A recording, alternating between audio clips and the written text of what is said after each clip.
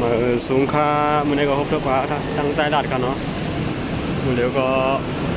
มีเวทีสถานีรถไฟฟ้าปังว่าไหนเขา10 เซนให้เขาพาดีกว่าซื้อไว้ตัวรถไฟฟ้า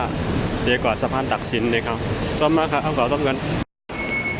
ในกันเนาะมือเดียวมามีเวทีนาตูได้ซื้อไว้รถไฟฟ้าเนี่ยเขาเดี๋ยวมาตัวที่ไหนกันเนาะเขาเดี๋ยวลงกันเลยเนี่ยก็ขยาย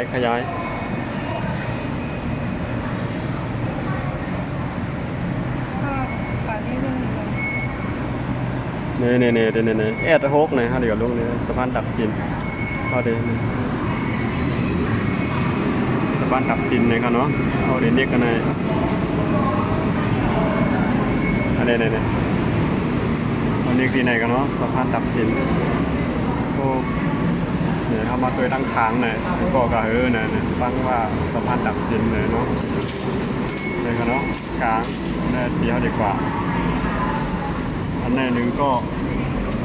เขาเคยพอดีกว่าไรก็ว่าเขาวันเรียกหมายโลในก่อนเนาะหนึ่งก็เป็น2 ก้อกันเนาะดีกว่า3 ก้อเขาเรียกกันกำหนึ่งเนี่ยเป็น3 ก้อเกา13 บาทก็13 บาทเสิร์ฟเลี้ยงด้วยกำลังเนี่ยเขาใส่เงินกันไหนครับเนาะเนี่ยใส่เงินกำลังไหวดีตัวมากกันไหนครับเนี่ยไหวดีตัวมากกันไหน3ไหวตั้งเงินทอนเนี่ย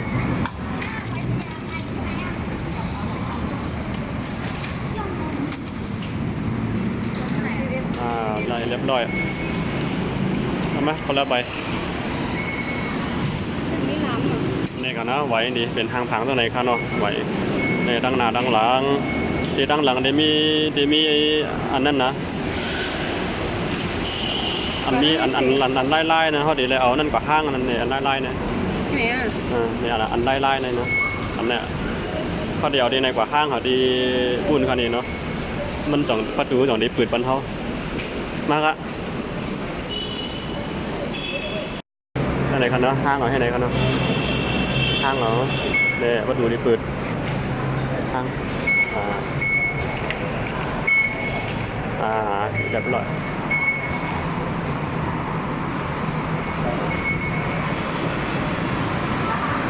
ถ้าได้ขึ้นเอาจันเนื้อถ้าได้ขี่รถไฟฟ้าบาลงเดียวสะพานตักสินนี่เขา10 จอมมากค่ะ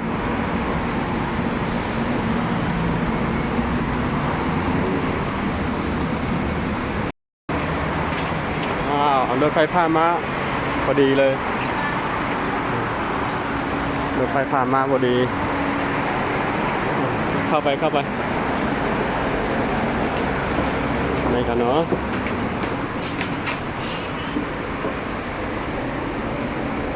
กวนป้นนำมือเนี่ยกวนอย่างให้เลยมีกวนปวดถึงปวดตั้งนะกวนนำอันพันหัวมือเร็วเนี่ยเป็นนั่งรถไฟฟ้าค่ะเนาะ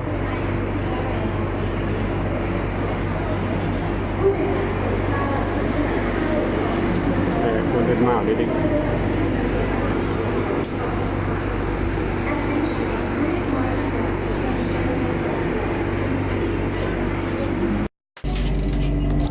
มือเร็วก็รถไฟฟ้าออกกันเนาะ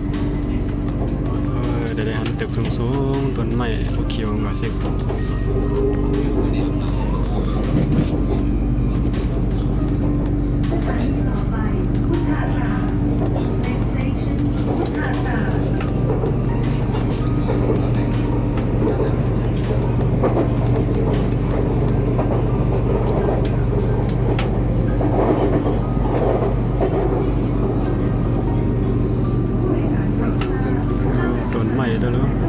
ต้นกล้วยต้นหมักขุนต้นเอียงก็มัวเขียวกว่าเซ็งตั้งโหลดก็พอกดกับกดมา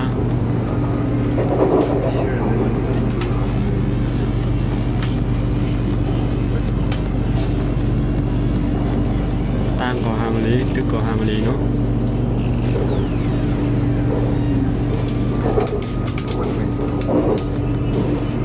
เ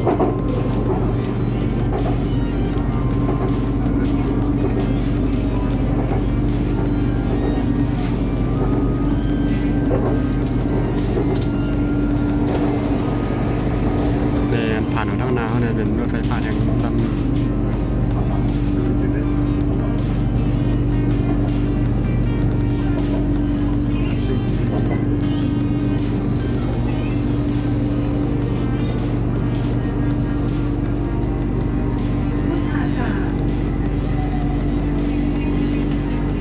วุฒาการวุฒาการ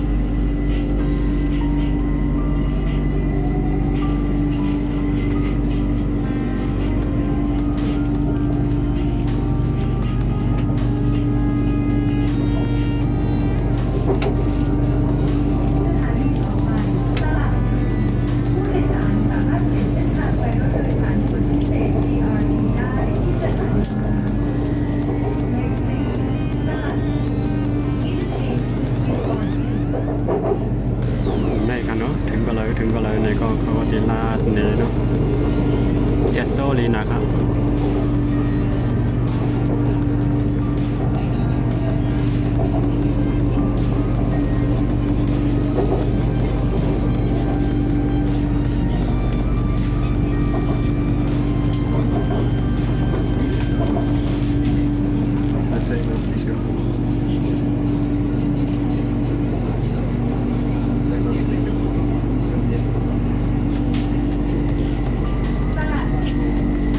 ต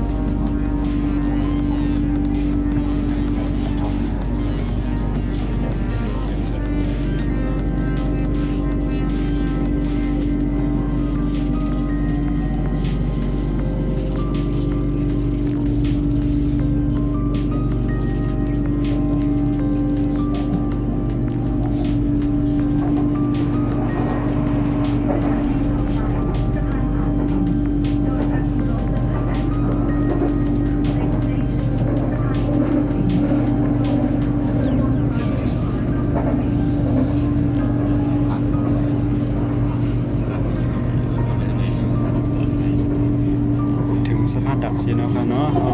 ขาก็ดีลงสะพานดักสินเลยเขาถึงตีเขาตีลงแล้วค่ะ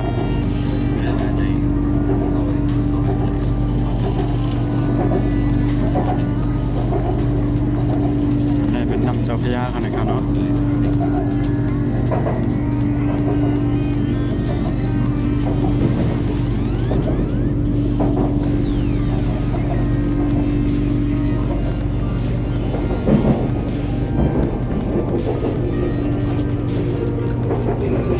ถึงแล้วค่ะได้ค่ะรถไฟฟ้าหนักมากมันลงออกตั้งแต่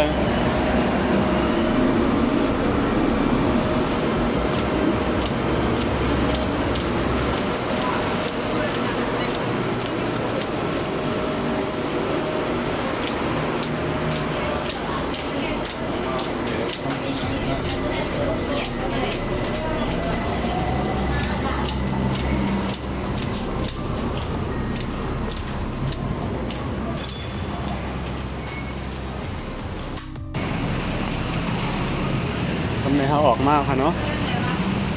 ลงไปเนี่ยลงออกกันไงเขาขาดอยู่ลงออกกันไง